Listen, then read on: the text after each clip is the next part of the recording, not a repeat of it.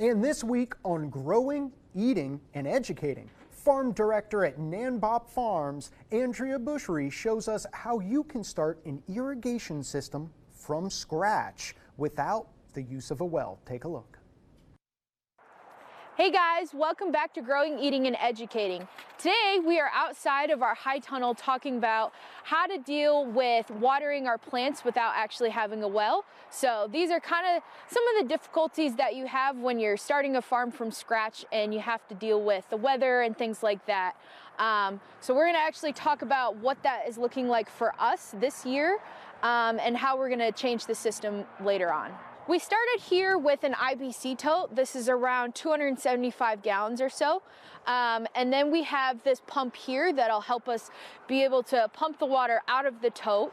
And then we will be hooking up our hose to this pipe here so that we can take it inside of the tunnel to hook up to the rest of our irrigation. The soil in these tunnels have been sitting dormant for about a year or so, which means no moisture has actually been invested into the soil. So we're dealing with pretty dusty soil. So we want to add some irrigation, some moisture to that. This is a little tractor sprinkler that we got from Home Depot. These wheels have little prongs in them that actually help to propel the tractor forward. And then at the front, we have a wheel that helps to guide it along the hose so that it pretty much self-reels. This makes it so it's a little bit more of a manageable system that we don't have to sit out here and keep moving the sprinkler around all the time.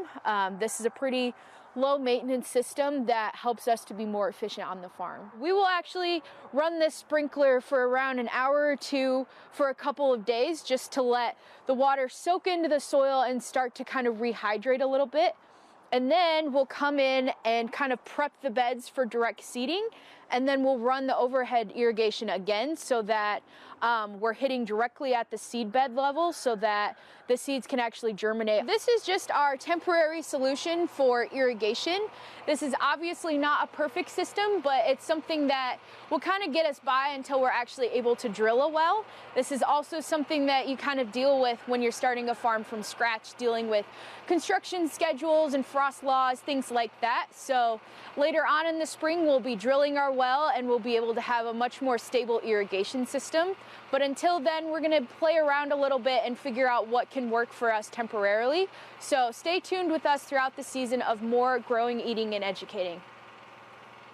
And if you would like to follow Farm Director Andrea Bushry and the locally owned and operated NanBop Farms, they have a Facebook page and an Instagram, and they can be found at NanBop Farm. NanBop frequently posts all about their events, what's growing on the farm, and great tips for you to use yourself. If you'd like to reach out to them with any questions about the farm, their email is info@nanbopfarm.